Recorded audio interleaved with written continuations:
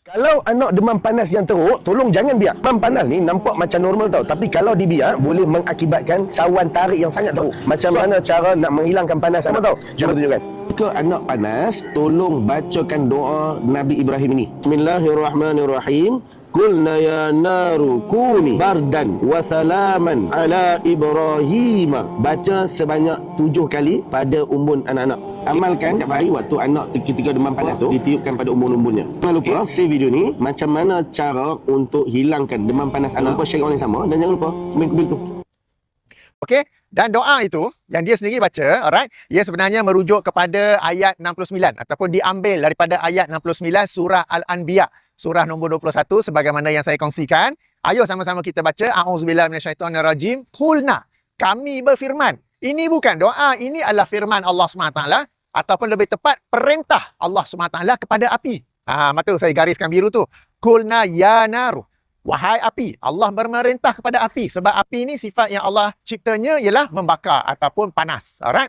Aku ni bardan, jadilah engkau sejuk. Wasalaman, dan juga selamat ataupun selamat sejahtera ala Ibrahim, ke atas Ibrahim ataupun kepada Ibrahim.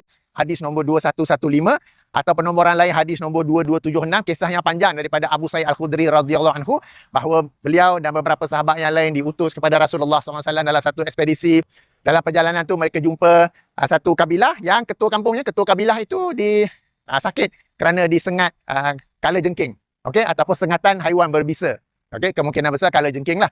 Lalu dia panggil di kalangan mereka Abu Sa'id dan para sahabat, ada tak siapa yang boleh ruqyah?